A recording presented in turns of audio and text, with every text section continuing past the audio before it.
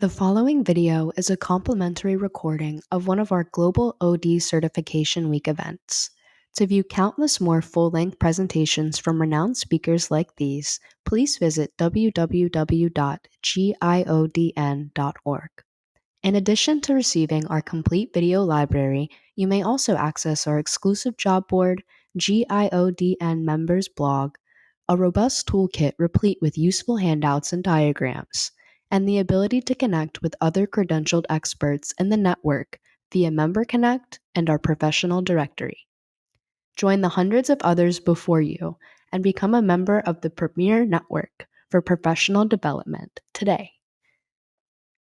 This moment is getting so clear. Here we are. We need, in the next 25 years or so, to do something never before done. We need to consciously redesign the entire material basis of our civilization. The model we replace it with must be drastically more ecologically sustainable, offer large increases in prosperity to everyone on the planet, and not only function in areas of chaos and corruption, but also help transform them. That alone is a task of historic magnitude, but there's an additional complication. We only get one shot. Fail to act boldly enough, we may fail completely.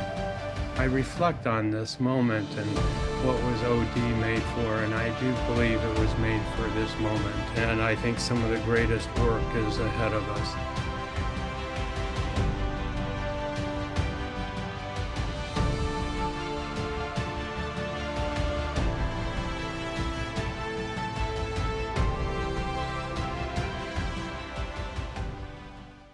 Welcome, everybody. I'm really excited to be with you, and thank you, Nancy, and the Global Institute of Organization Development Network, and this certification program, and so on.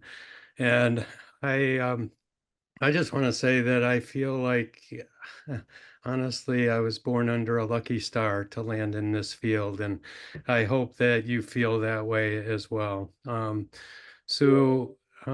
What I want to do is, well, first, let me just, the word that I had this morning and the feeling that I had was incredible gratitude. And I think it's gratitude for this field. It's gratitude for this moment. It's gratitude for this mission moment in our world. I mentioned the book that I did last year with Audrey Sellian. And the foreword was written by Jesper Broden, the CEO of IKEA, and Hala Tamastatir, the CEO of the B Team, a group of amazing CEOs. But they write, we're in a critical decade, maybe the most important for humankind.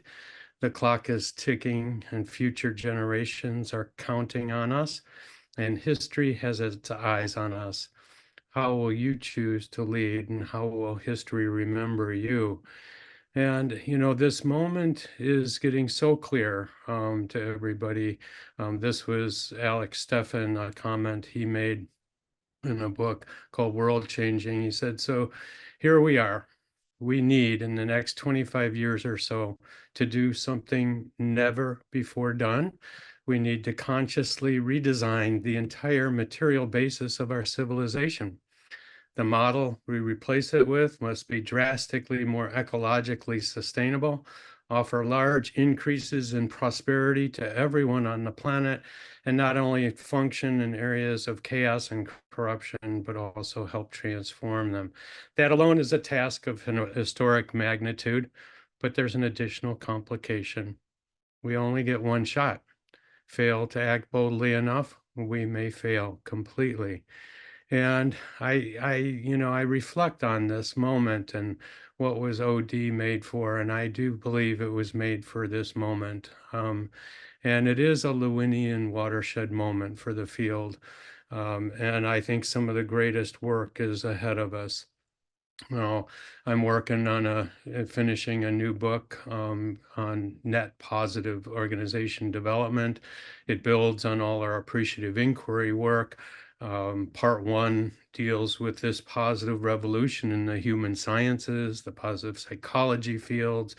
We call it the appreciative mindset, the ability to lift up the capacities and strengths in every human system. Part two is about creating not just ways to elevate human capacities and strengths, but to create combination effects of strengths, making sure customers in the room, communities in the room, how do we create and pull and so on, the chemistry of strengths and think like a multiplier.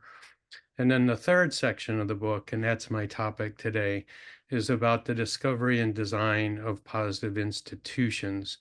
In the field of positive psychology, Marty Seligman, it's probably the most important burst of creativity in the human sciences in the last couple decades. Um, but he called for a science of the positive, and it had three pillars to it. The first pillar was the study of positive human strengths, character strengths, wisdom, joy, hope, and so on. The study of positive human emotions, like what good is hope? What good is inspiration? What good is joy, especially in change and development? And then the third pillar was there was the call for the understanding of positive institutions. And to date, there has not been a good definition of positive institutions. And my colleague Lindsay at Godwin and I decided to define it in a way that is outward facing. And so this is where we're going to head today. But we define net positive institutions as organizations and structured practices in a culture or society that serve to elevate and develop and lift up our highest human and all living system strengths, combine and magnify those strengths through chemistries of interaction, and refract our highest human strengths outward in world benefiting ways, ultimately leading to a world of full spectrum flourishing. Now, we don't often think of institutions in those kinds of positive terms, like positive strengths, like wisdom. The institutions can be magnifiers of wisdom, the human character strengths of love of humanity, the strengths of social intelligence, and so on. So I'll be building on that, and especially this outward facing part of it.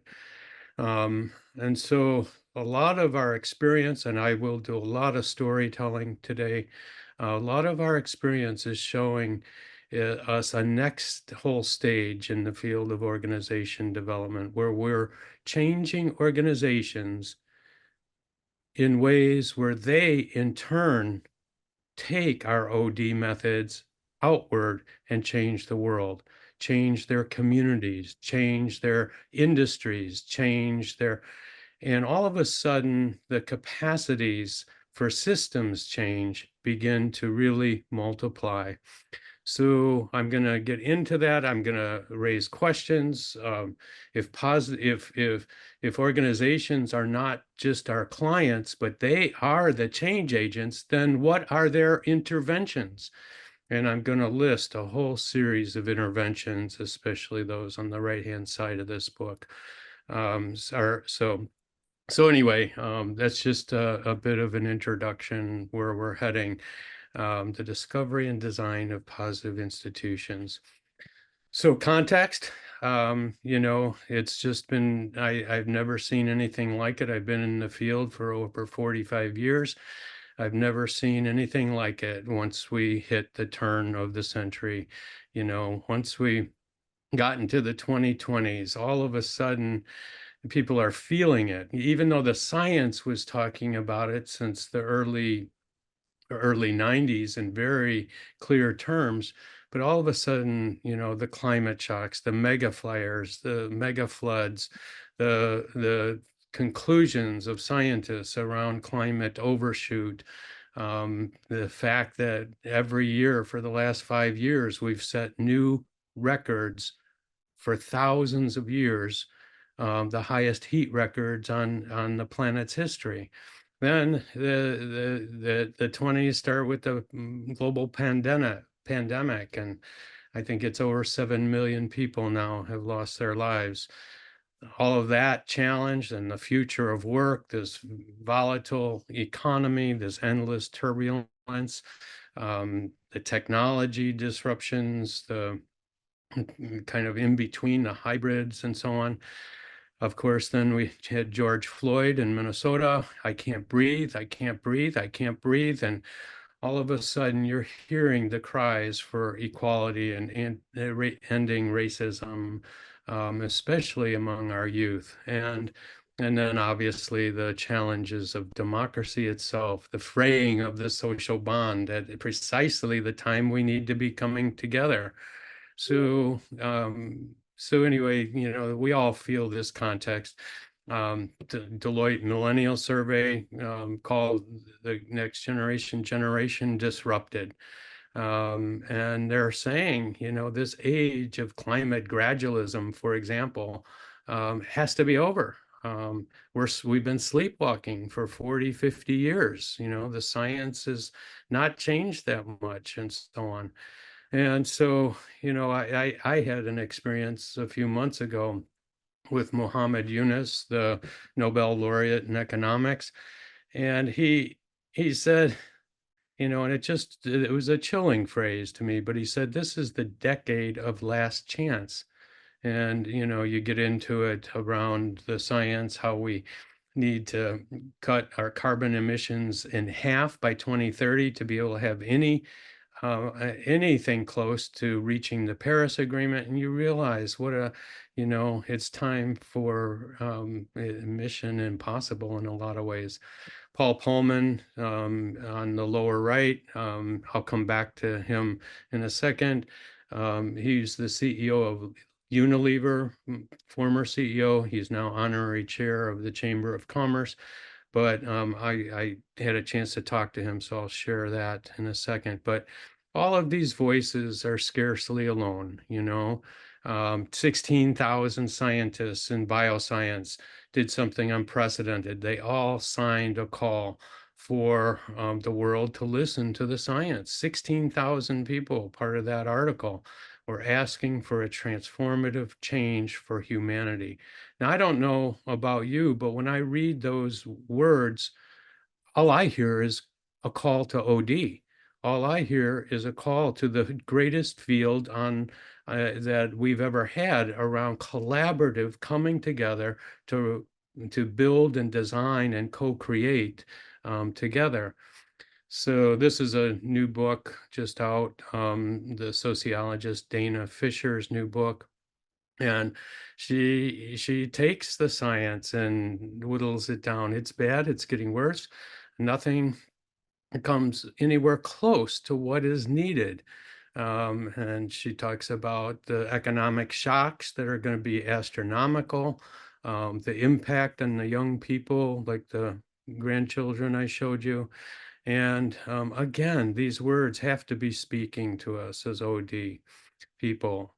Paul Pullman, in the interview I did with him and a chapter he wrote in our book, he said, he was the former CEO of Unilever, one of the greatest leaders, statespersons in the world that I've seen.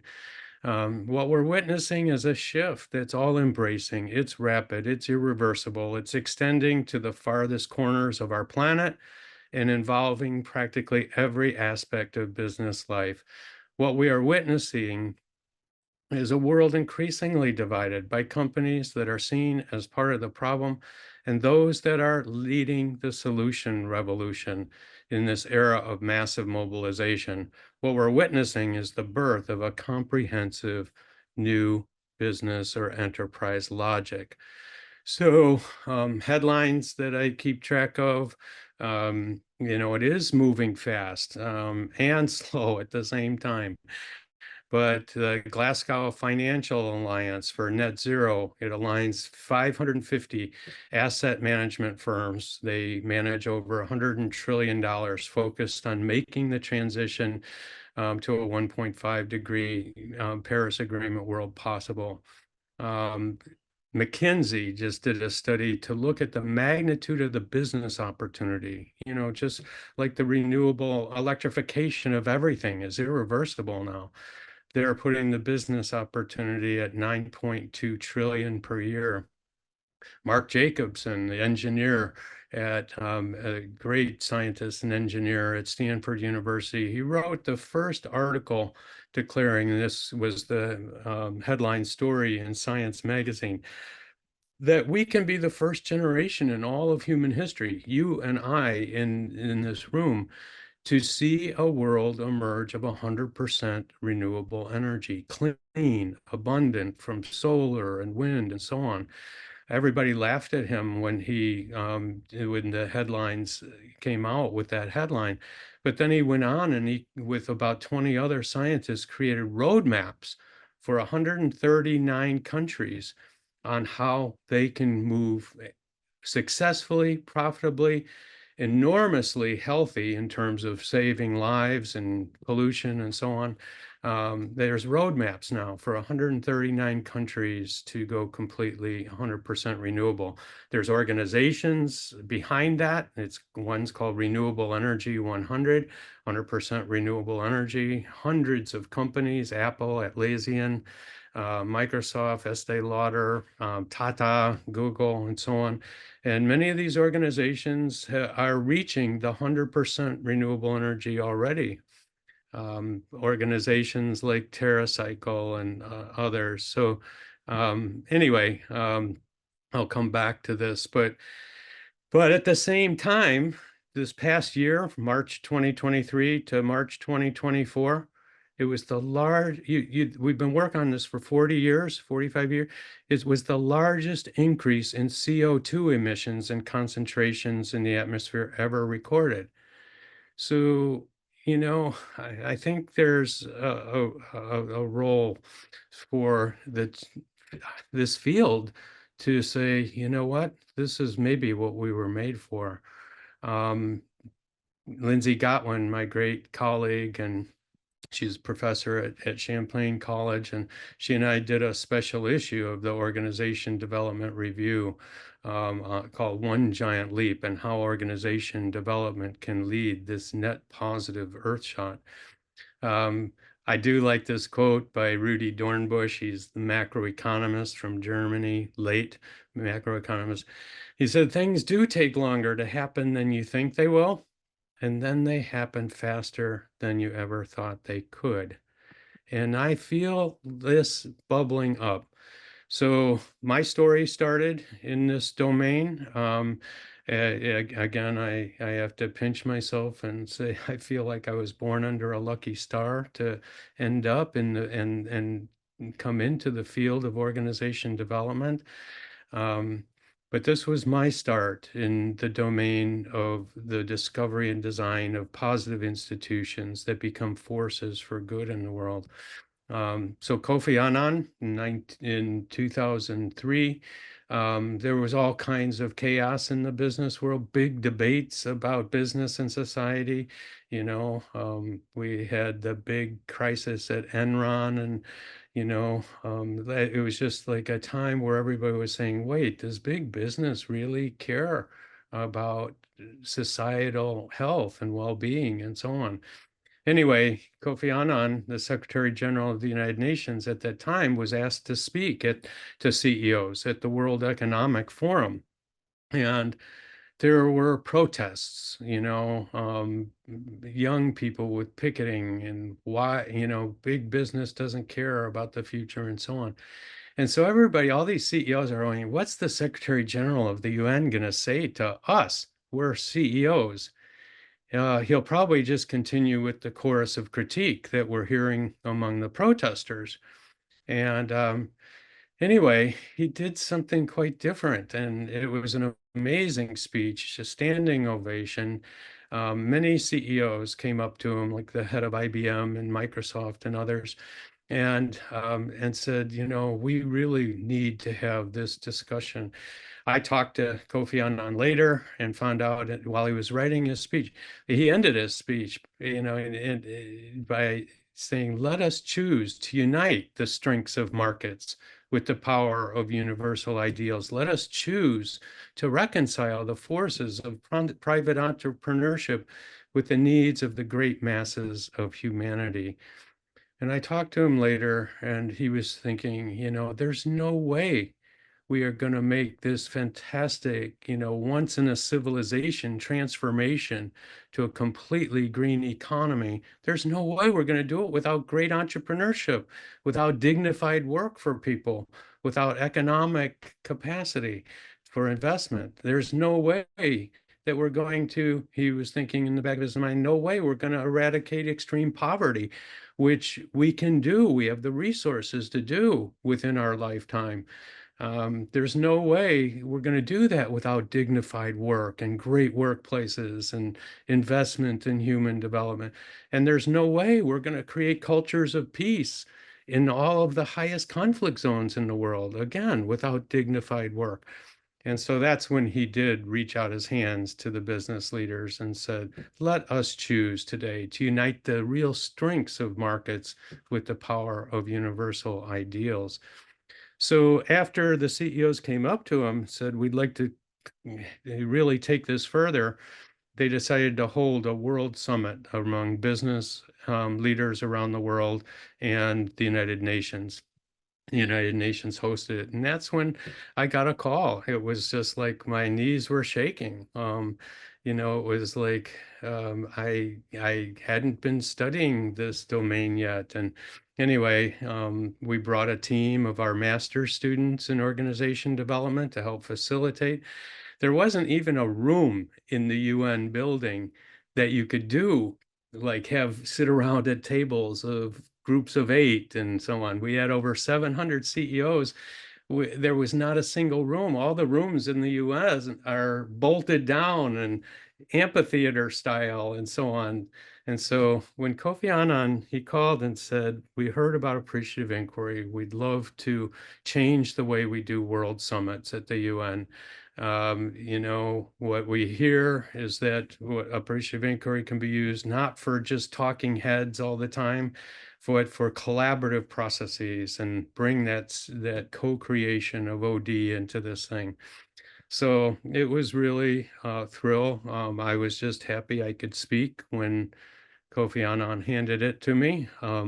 That it was a life. It was one of the high point moments. But this was me getting my feet wet in this domain that's huge, the discovery and design of positive institutions. Um, 3 years later, it grew. They had about maybe 150 companies or, interested at the beginning. Then we had 700 at that summit. And then the next meeting was in Switzerland with Ban Ki-moon, the next Secretary General, and it just continued to grow.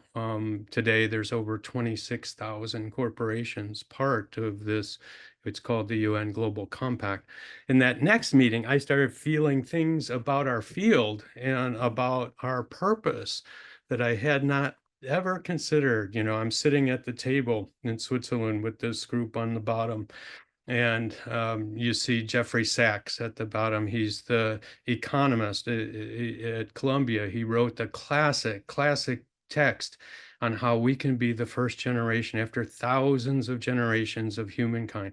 We could be the first one to eradicate the extreme grinding kind of poverty that you and I can scarcely imagine. And he pounded his table. He sounded like John F. Kennedy, wake up. This is an incredible time to be alive as a leader. Jane Nelson in the middle, next to Jeff Sachs, she heads up the Center for Corporate Citizenship at the Kennedy School of Leadership at Harvard.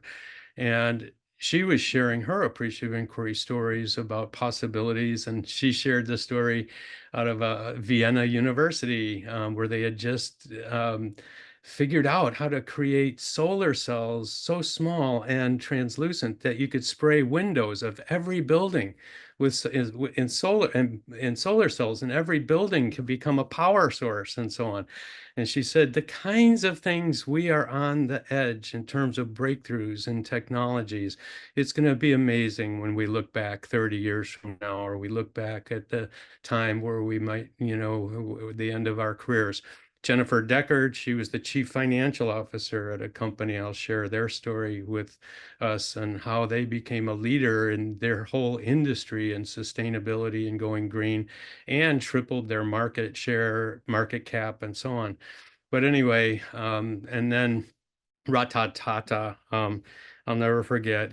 We had all these stories pouring into the room of the capacities and strengths we had and innovations. And he pounded the table and he said to all of us as CEOs, he said, it is time with all of this capacity. It is time for all of us to stand up, step up, and to scale this up. And he pounded the table. So anyway, I was just so excited. This is let me just show you a little clip from the first one, and now we're in the 20th year with this now. This is the largest, highest level gathering of leaders from business, labor, and civil society ever held at the United Nations. 4 years ago, fewer than 50 companies met here at the United Nations to launch the Global Compact. Today, nearly 1,500 firms participate from 70 countries. We want to connect with the innovation. We want to connect with your deepest and best thinking. We want to connect with the innovations and lessons and insights from your own work and experiences. The world is going through stress right now, I think. Whole issue of peace and security.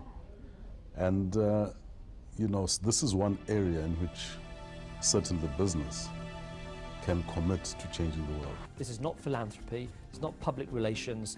There is a real way of aligning long-term competitiveness with what customers want, what the needs are in growing the market, what employees want, and even what the investment community now is beginning to want.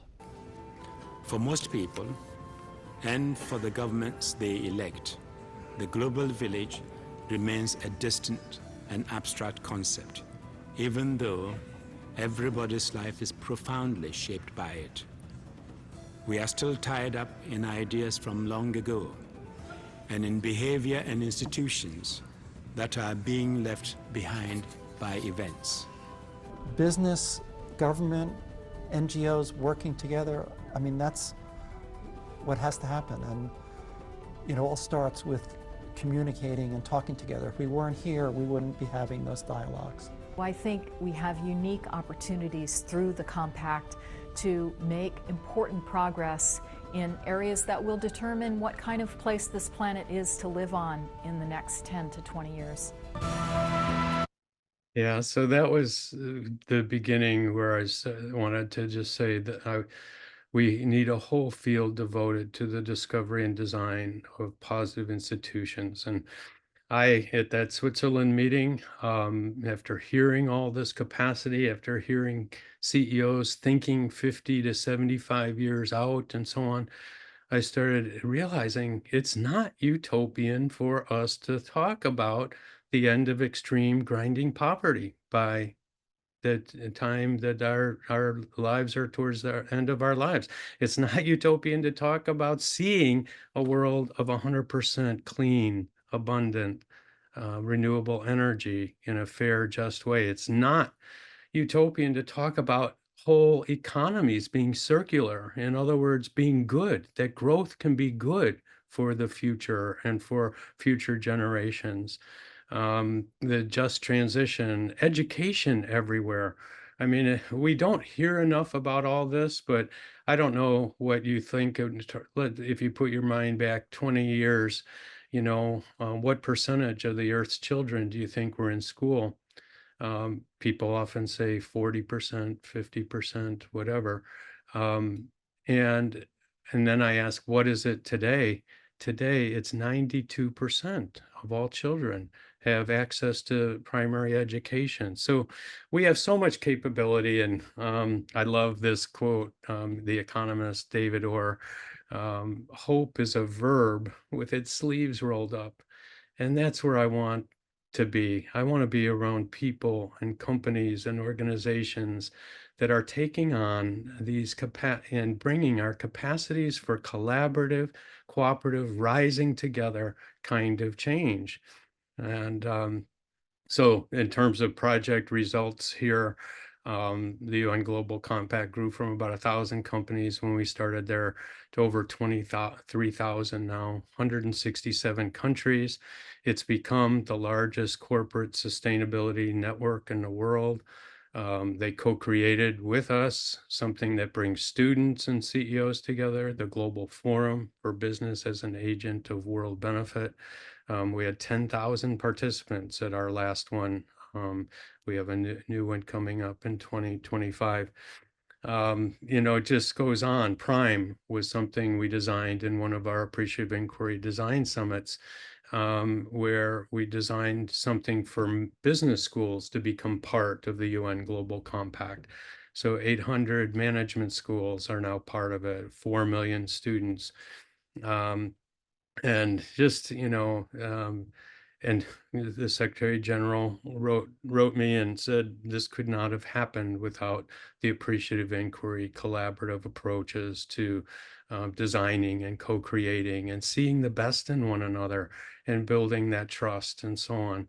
So anyway, that's just I like sharing stories from the real world, and I came away thinking, what are they going to call our generation? You remember that book by Tom Brokaw, The Greatest Generation? And I thought, that's neat title. What will they call our generation?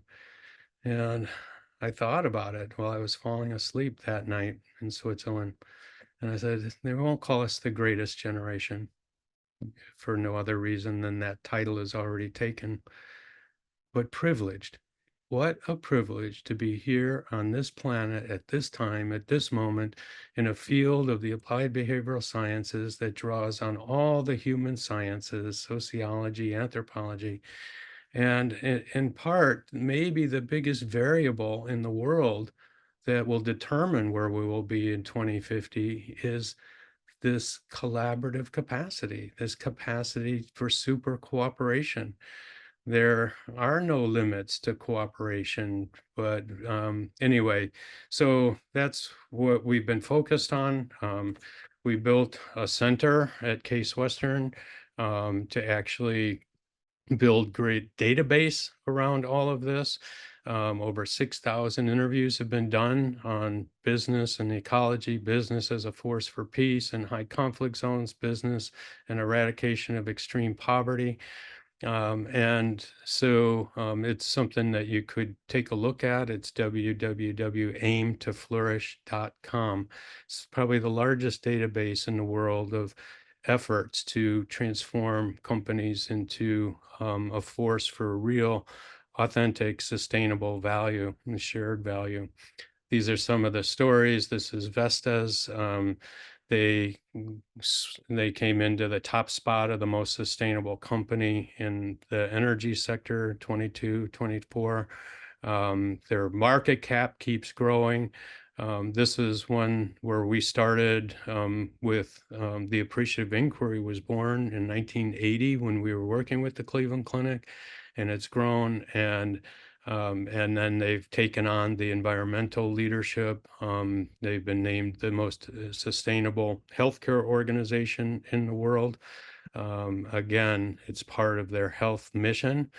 Companies like this, small ones too, like I don't know if you've ever heard of this company. It's called Nothing New, and this was a story that one of the students lifted up. They have these gym shoes that young people are loving, but there's nothing new. They're all made out of the plastic bottles and plastic waste taken from the ocean, fish nets and so on. And there's literally nothing new in any one of these shoes.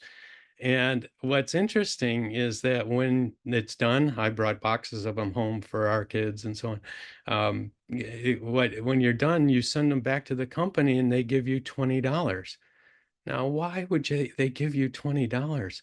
Well, because sustainability and regeneration makes financial sense, huge sense. We've talked about economies of scale, but how about economies of cycle, where the same raw materials are used, 50, 60, 100, infinite number of times. There is an incredible business logic growing here. This is Davida Herzl. I met her. She was developing a new company. They gave her offices at Google.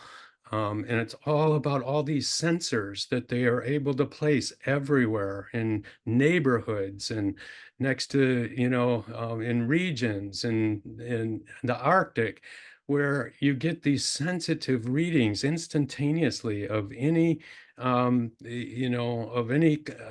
the climate impacts and greenhouse gases and air pollutants and so on. And it's almost like a global brain, like the sensitive nervous system around the planet. We will have instant data, and you could locate right where, intervention is needed. This is a company, again, that just what I'm seeing in these organizations is incredible innovation, radical innovation, like heretical questions. What if we make food out of thin air and make natural protein 20,000 times more land efficient than if it came from the land? And that's what they've discovered, a process. It's called Solian, pure protein magic. And it's for the first time in history, we can start talking about how humankind can produce food without burdening our home planet. It's a huge story that hardly anybody knows of. Toyota, they're working on prototyping these well-being cities, net positive cities, like at the base of Mount Fuji. It's called the deeply woven city.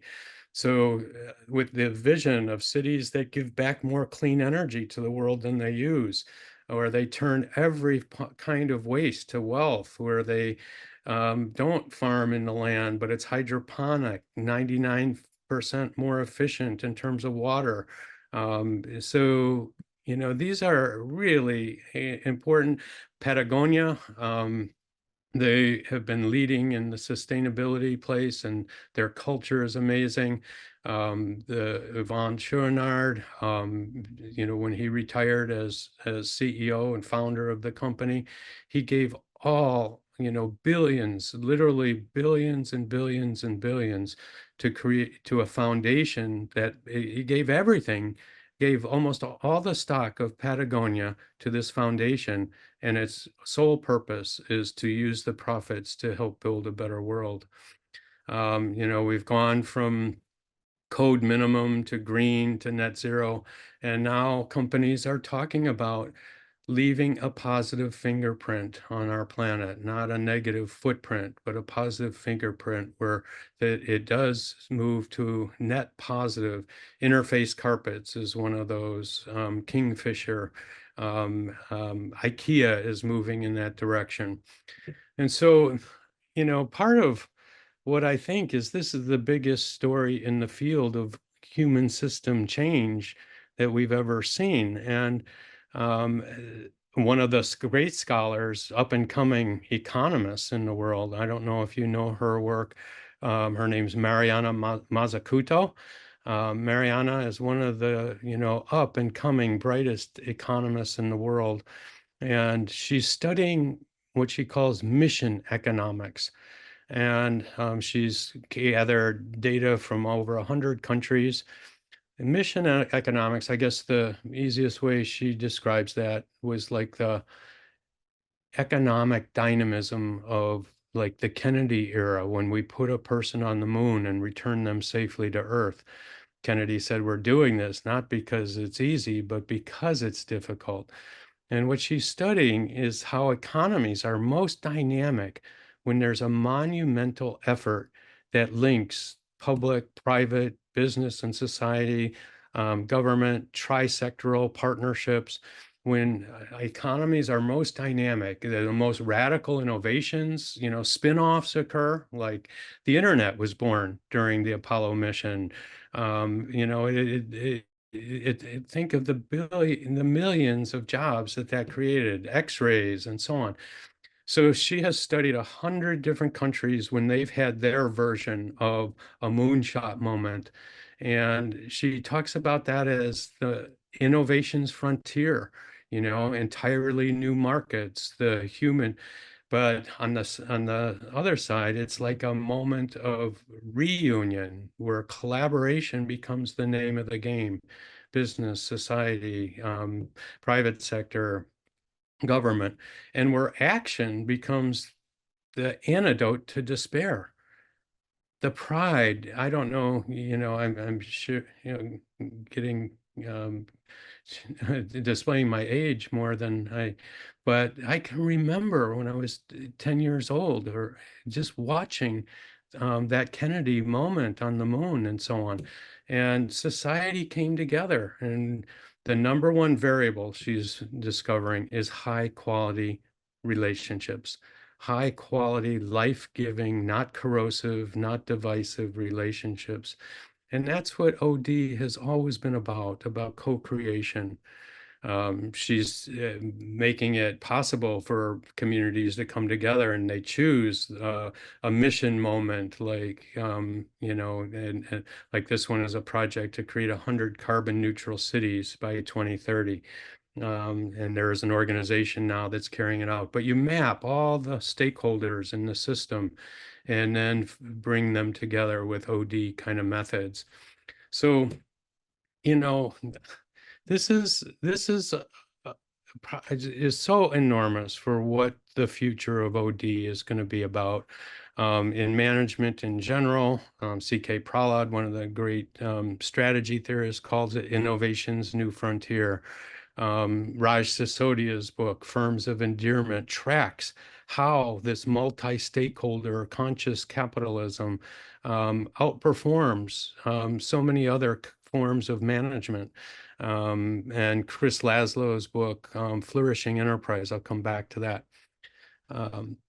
But here's a little seed that has really sparked and kept this innovation potential in my mind. I had a meeting with Peter Drucker shortly before he passed away. He was 93 years old at the time, and he wanted to hear about all these stories in our data bank, and he wanted to hear about appreciative inquiry work.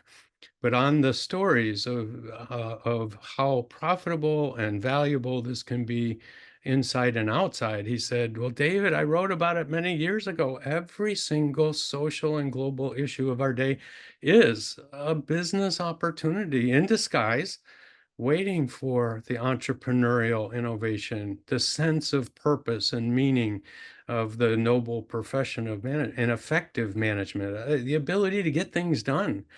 And so that's what we're looking at. So, and we will save some time. I want to have some conversation with you, especially about OD, but when we get, we'll save some time for that.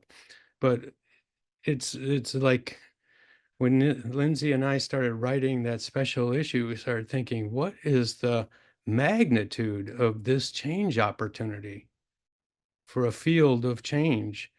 And how might we achieve the tremendous global goal of putting in half global emissions by 2030, and then go on with the goal of nature positive economy while leaving no one behind, advancing prosperity and well-being, and reversing nature loss. How big is the change agenda and opportunity? Think $90 trillion economy. Think every industry, every city. Think 300 millions and more businesses that encircle the planet. Many of them are economically larger than nation states. Think working with OD work with whole industries, whole cities, and so on. So I think so to me, the question is, how does OD as a field and each one of us in our individual practices rise to the magnitude of this mission moment call to support all the organizations, all the industries, all the cities and systems that would like to change and that could become a sustainable net positive force for betterment. So that's and I think that, we need to broaden our definitions. We've been very human centric in OD. And what we're saying is that it's all of life. Like, how do we even bring nature's voice into our planning processes? We don't know that yet, you know? But I think every part of our work is we need to put nature, people, and the planet at the heart of our purpose in this field, and that it will result in innovation for the field. Almost all of our work since that early work with Kofi Annan and the United Nations Global Compact has been organizations that have called and said, we don't know how to do this. How do we pull together and create and embed this so that it's not just a PR process, but really bring everybody's voice into it? So we've created a type of a summit that we call our Better Business, Better World Summit, but the topic actually gets changed with every single piece of work that we do. And it's 3 days, goes through the appreciative inquiry 4D cycle where the collectivity lifts up the full spectrum of strengths in their universe. When are they most alive, most effective? What are the most promising seeds, and where are those happening? And then people use all of that to envision their ideal organization and asking the question, what is it that the world is calling for us? And our universe of strengths is made possible. So launching into the dream phase, and then design, like thinking like design thinkers like Bruce Mao and others, where we move into rapid prototyping of the initiatives that are going to move us into the vision of the dream, and then capturing the sustainable value, reinvesting. Like one company had zero waste 2 years later across the whole international corporation, and that saved them tons of money. So they pumped that back into the change effort, capturing that sustainable value, reinvesting it, and so on. So I can't go too far into appreciative inquiry here, but just a couple little examples. And this was a company called Clark, very toxic. They were in the mosquito control business, the chemistry, the spraying, the killing off of all mosquitoes, and working to, to deal with epidemics that could happen from the spread of the vectors of a disease that mosquitoes have, and so on. And then the CEO came and one of our programs putting together OD and sustainable development. And he said, this is what I want to do. And so he created it, he called it Project Greater Purpose. And he called his CEOs into the room to a retreat to launch it. And he brought them then into the swimming pool, said, where are your swimming suits? And he said, I don't know how we're going to do it, but will all of you jump in the deep end with me? And literally, they jumped into the deep end, and then we started working with them, doing summits every year. Here's an example of Clark, and I'll share with you where they're at now.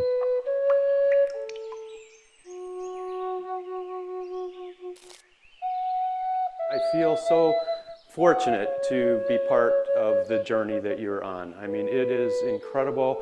I think you are the company of the future. So for the next 3 days, ask yourself this question: how do we bring more of the heart of Clark to the world?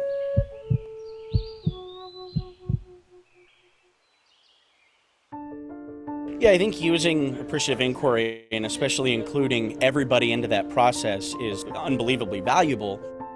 Rather than working for a company who tells me what I need to do on a daily basis, my thoughts, my opinions are valued, and I actually see them put into action. They are actually hearing from the ground up, as opposed to taking direction from top down. That it's involving people at the field level, all the way up through accounting and throughout every aspect of our business. You're hearing from every unit. So any themes that come through are clearly themes that matter to everybody. We'd like Clark to be the go-to entity for the CDC and WHO for rapid response to global outbreaks. So one of the most exciting things that happened this morning was the number of people that brought up water management. And of course, aquatics is part of our company, but it's a small part. And yet you could see the importance that it played in all the groups that got up there and gave their presentations. Really something that we probably didn't think would happen, but it has come to the forefront in my mind. Clark website of the future for Clark Aquatic Services. We want to be at the forefront, so let's do what it needs to take to get in front of the forefront. This is it. How many of you saw some ideas and some future in Clark that really attracted you? You know, that you said, this is the kind of Clark I want to work for.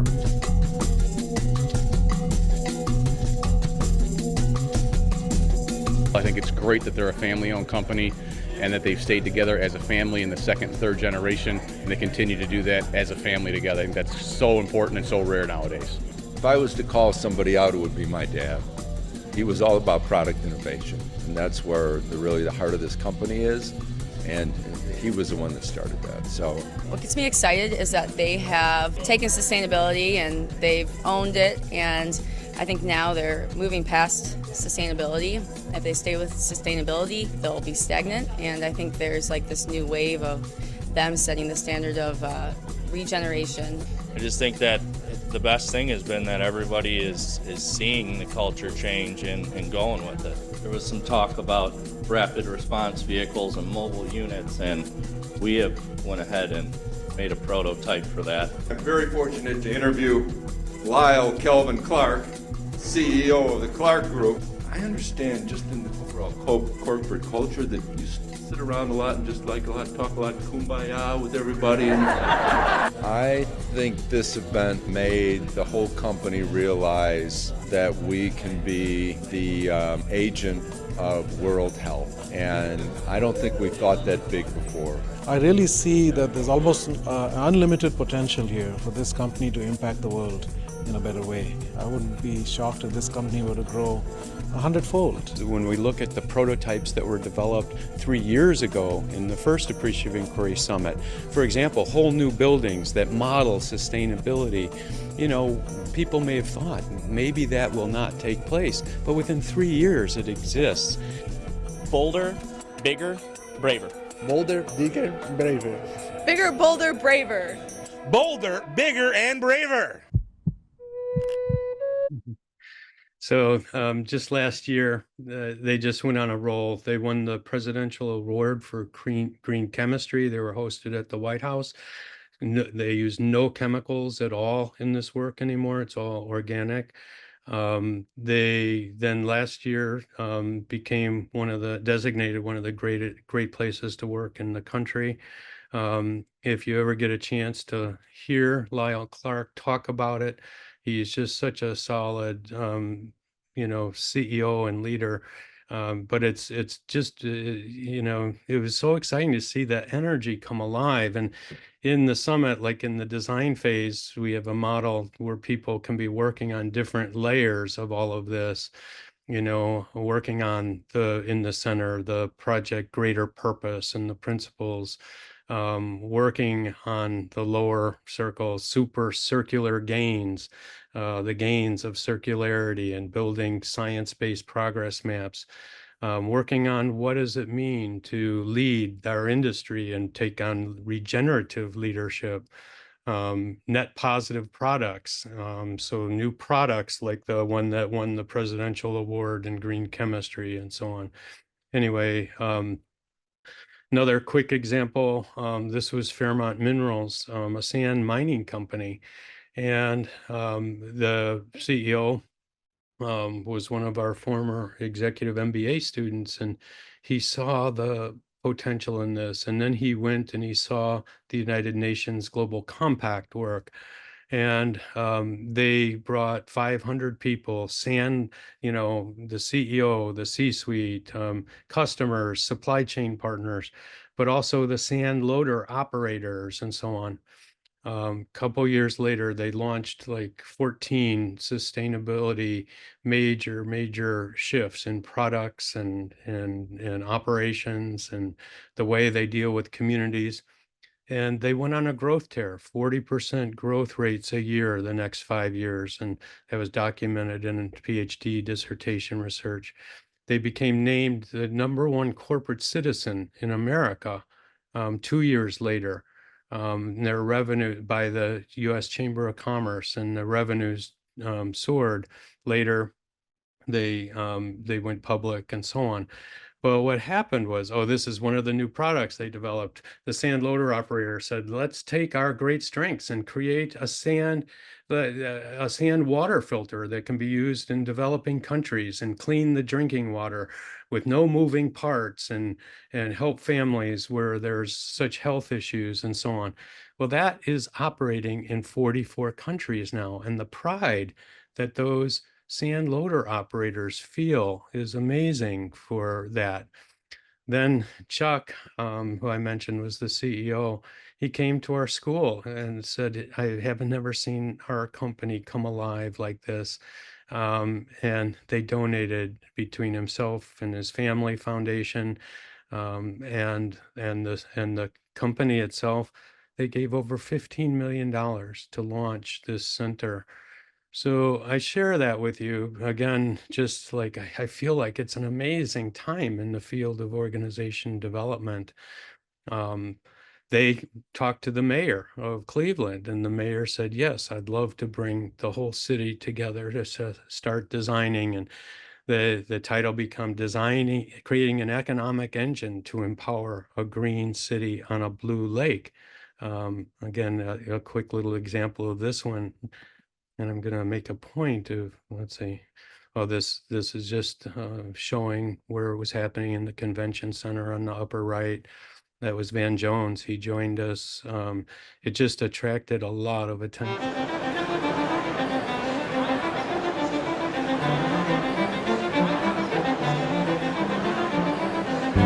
I just can't tell you how excited and happy I am to be a part of what is going to be looked back on the history.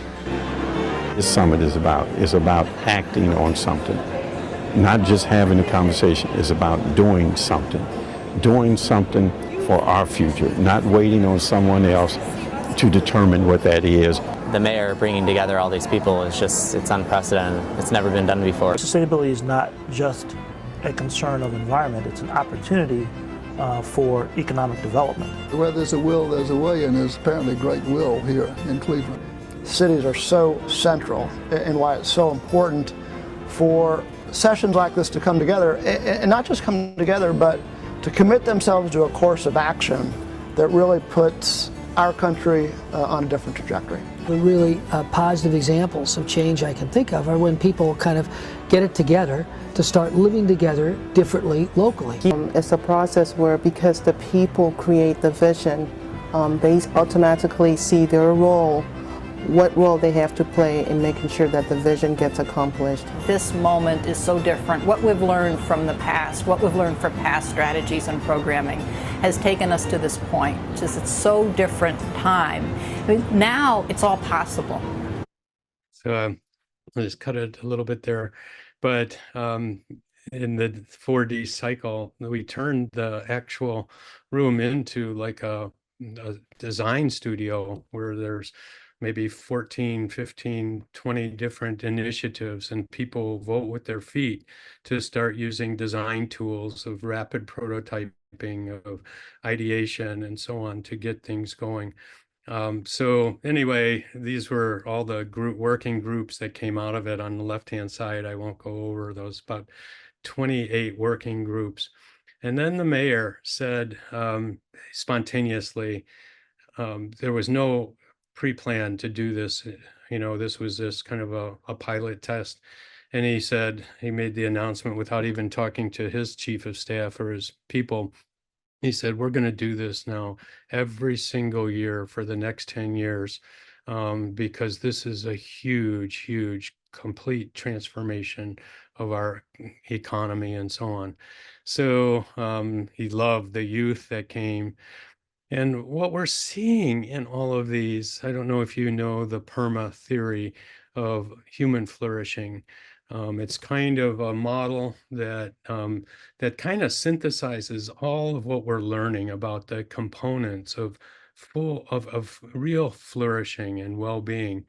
And the first is, it's called PERMA model, stands for, you know, a life where we have positive emotion of hope, inspiration, joy, sense of meaning, and so on.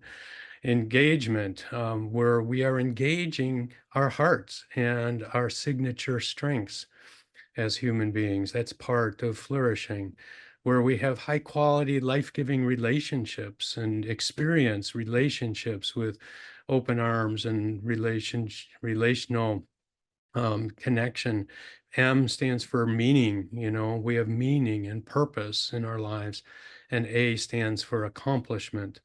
And there's great measures of this that you can look at. And what we're seeing in these summits, this is one that was done all online with Harley Davidson, bringing together the poorest parts of Milwaukee. But what we're seeing is the energy. And so this is my last little provocation here. Um, and, you know, as we, you know, talk about what if we really stop talking about institutions as the OD client, and then rather as the OD change agents themselves? And what does this mean? And I think it means imagining seeing 300 millions and more businesses as platforms for human and world betterment. And it's just, so if institutions become the agents of OD, the spirit of OD, the core values of collaboration, the spirit of inquiry, every voice matters, and so on. If institutions become the agents, then what are their interventions? What are their interventions as distinct from us doing team building or conflict resolution work or whatever? And so anyway, this is where I started at the beginning, where there's going to be two wings, I think, to the field of change, two big wings. And more of our work is moving beyond the single enterprise. And the this comes from our book, The Business of Building a Better World. On the left-hand side are all the different kind of levers for creating sustainable value inside the corporation, greener products, and so on.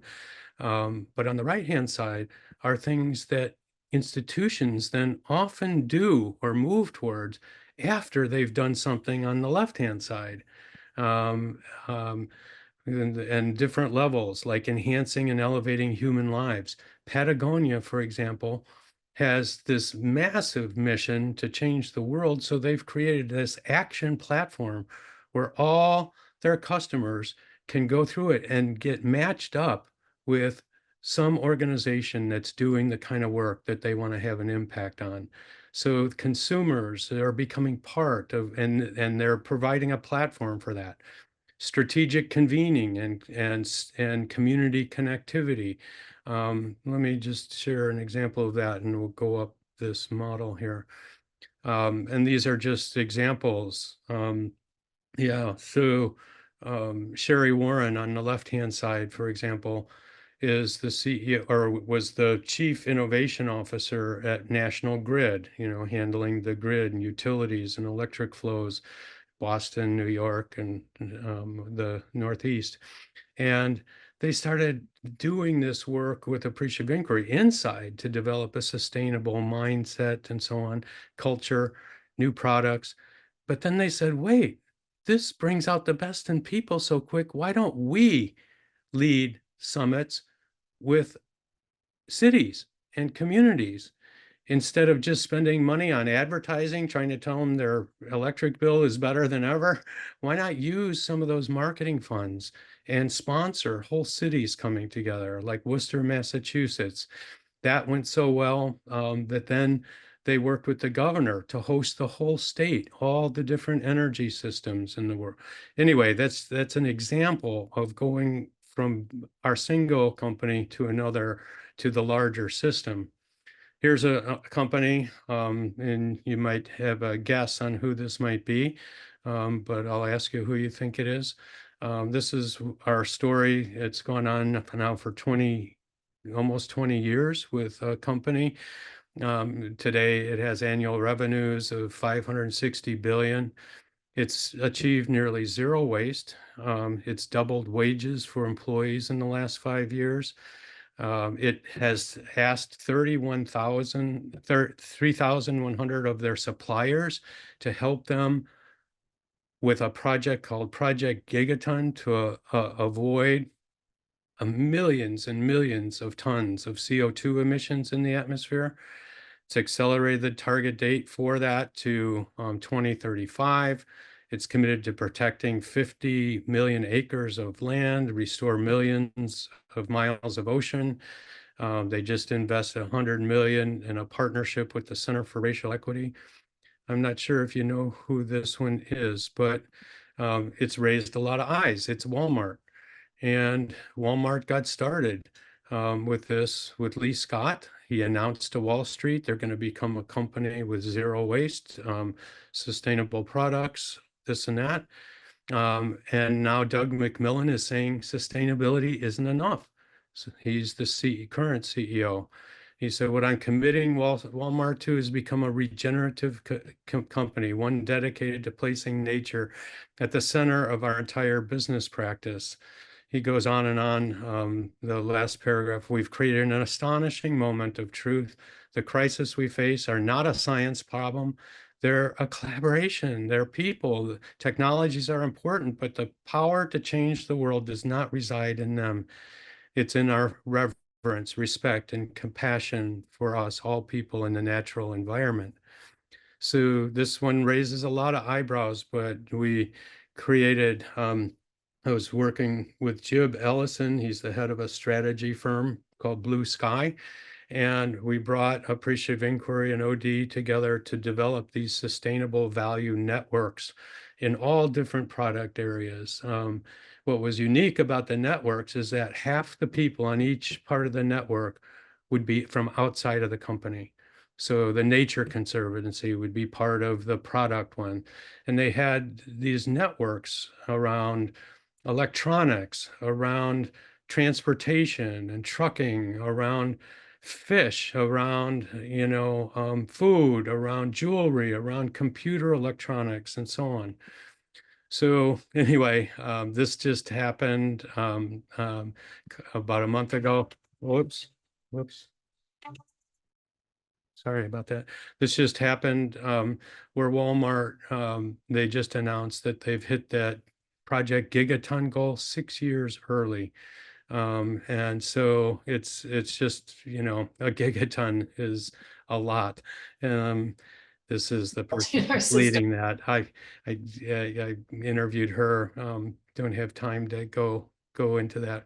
So we're working with many mega communities. We're calling not communities of individuals, but communities of institutions. And these mega communities, like the UN Global Compact, can bump up the system level. Walmart, for example, saw they were developing their sustainability visions and goals and culture for organic and good food and regenerative agriculture. And they realized that they couldn't go any further themselves. So what did they do? They took Appreciative Inquiry and hosted the whole dairy industry.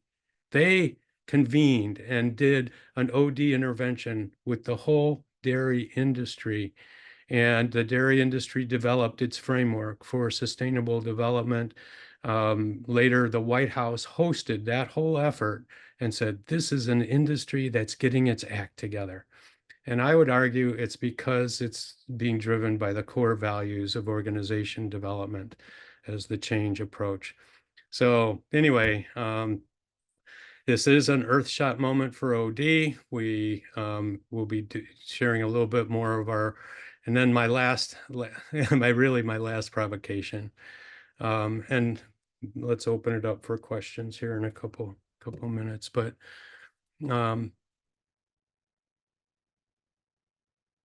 does OD need a game changer? And Peter Demarest put together this data.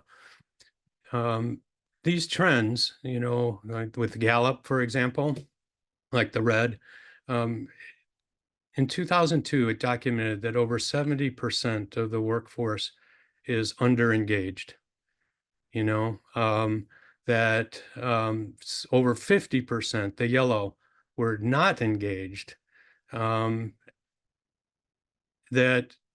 in the chartreuse, about 20% were actively disengaged.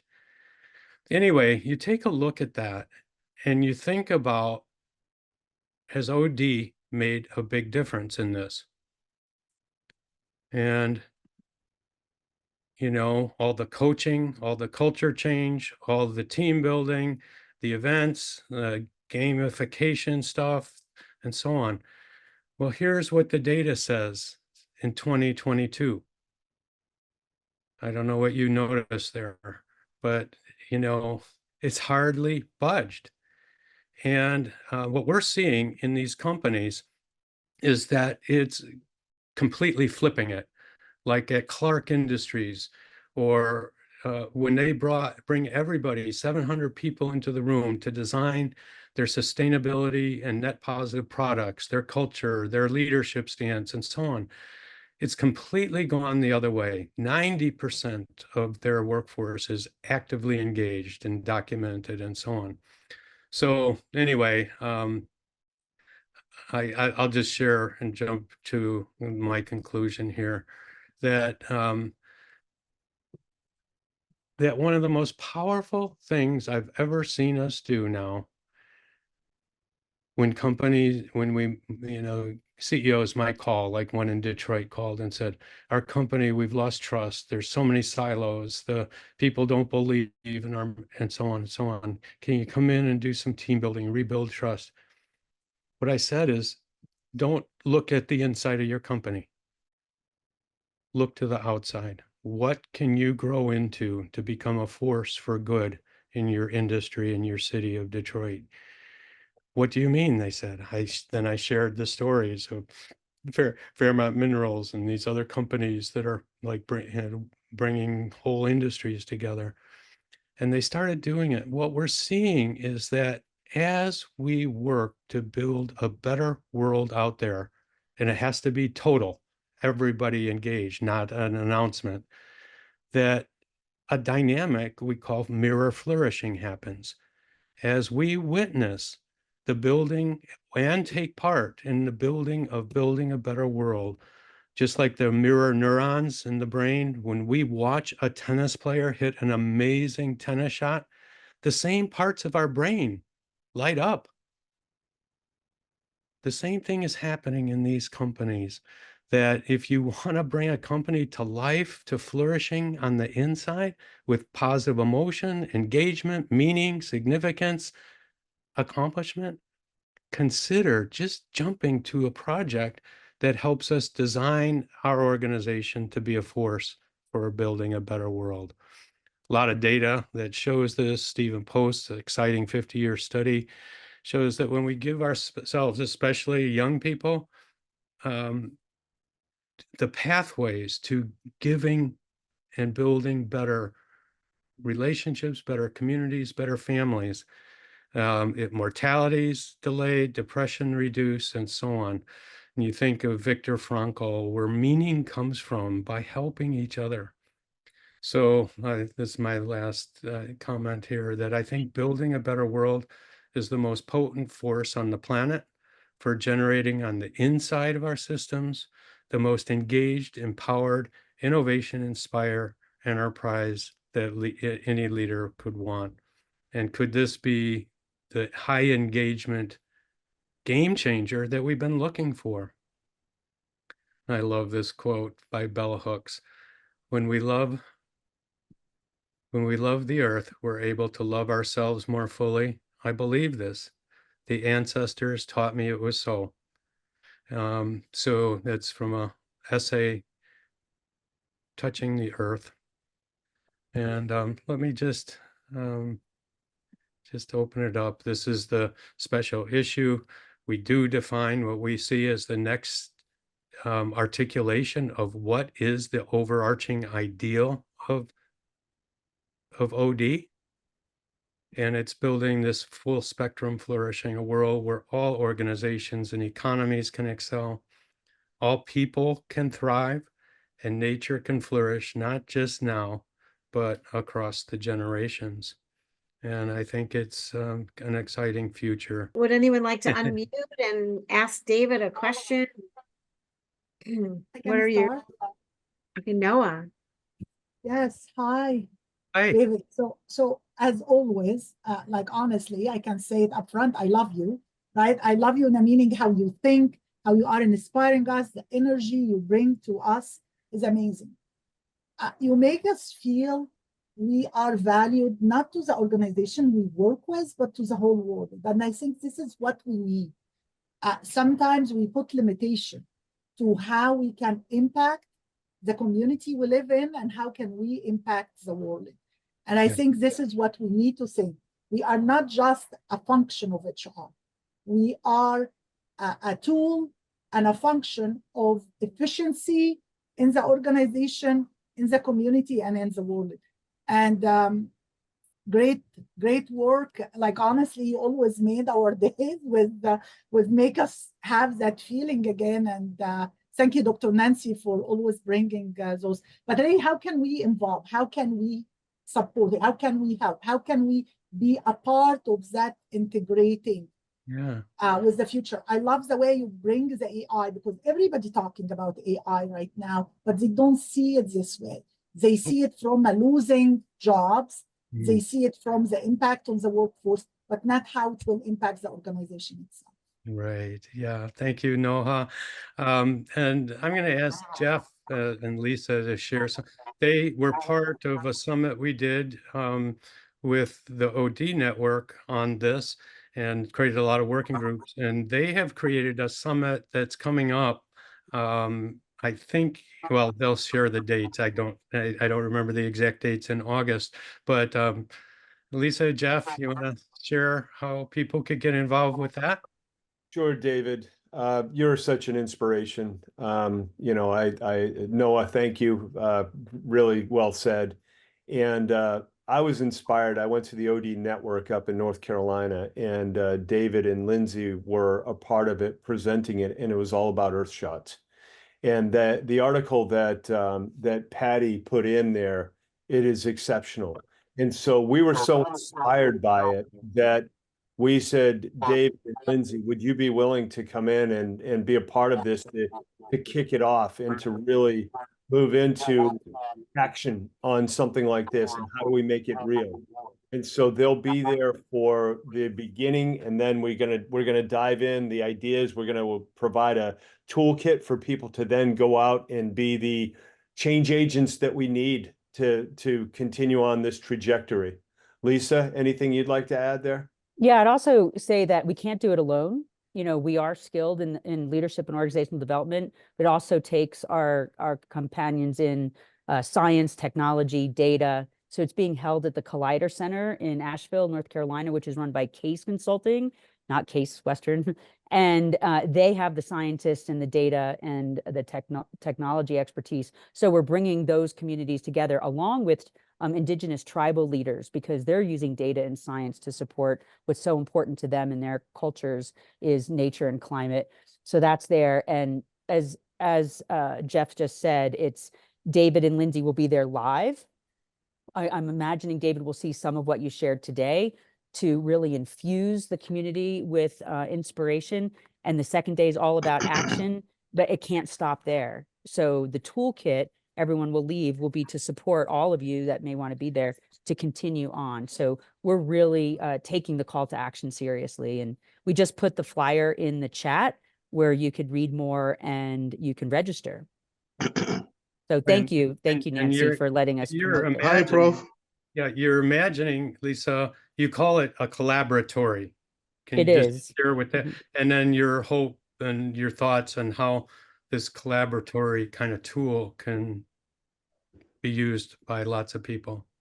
Yeah, just in that sense, we'll be using appreciative inquiry as a methodology, and it's beyond collaboration. It's a collaboratory where all different cross sectors representatives, including students, David is very committed to, and you may want to speak about that, David, for our future. So there's discounts for students and emerging professionals, maybe people that just graduated or in grad school or just starting out, don't have their first job yet.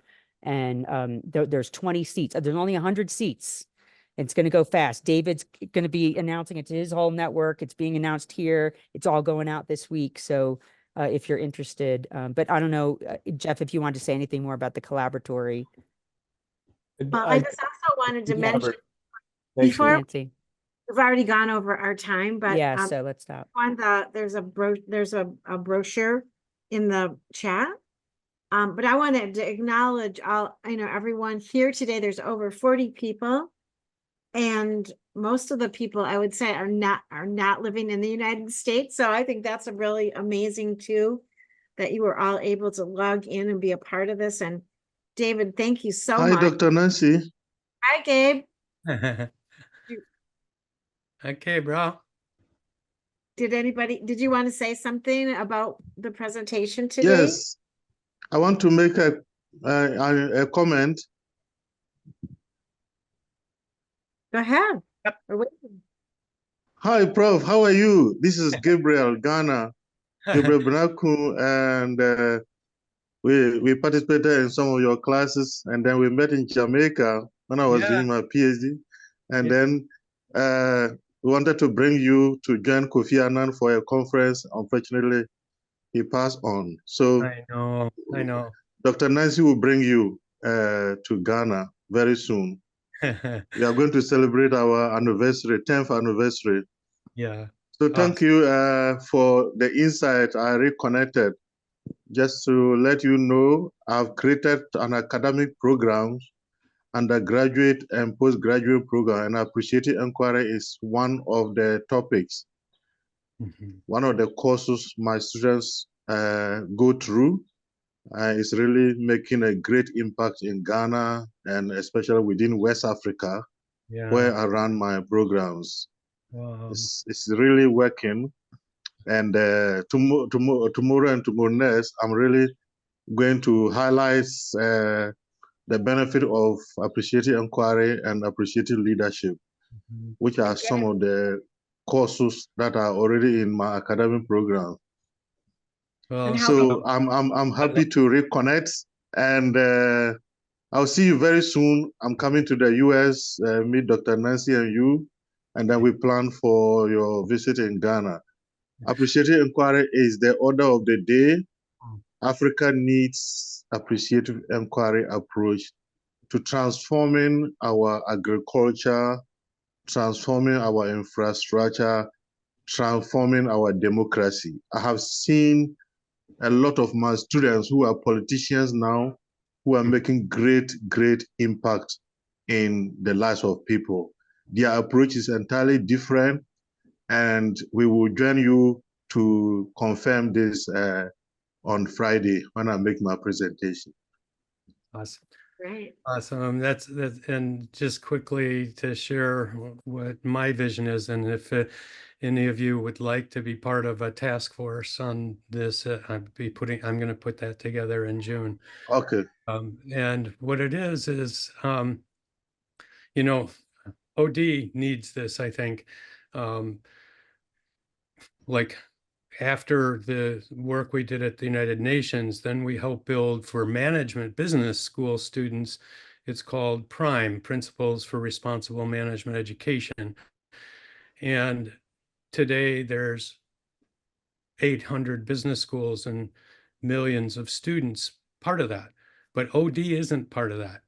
And so what I want to do is create, I'll call it YODL, Young Organization Development EARTHSHOT Leaders, where they have student chapters in every region of the world, and they come together to learn how to take and become change champions for this kind of work. And so if there's anybody here that, I already invited Nancy to be part of our little thought partner group to put our ideas together. But if there's anybody interested in thinking through that, I really believe that my total heart. Yeah. Thank you so much. Well, we hate for this to end, but thank you, everyone. We so appreciative of every single person that came here today to make this successful. And I hope you're all inspired and start thinking about how you could go out and start to talk about how we could inspire people to work on some of these projects. You know, think about in your community, businesses that you know of, religious groups, whatever. I mean, just start to talk about it and how we could support them and how we could give them tools. And then, you know, obviously we're going to wait for Jeff and Lisa to give us some of the tools and David to give us guidance on how we can go out there and work with these people. And we really appreciate it. Thank you very much. Thank you.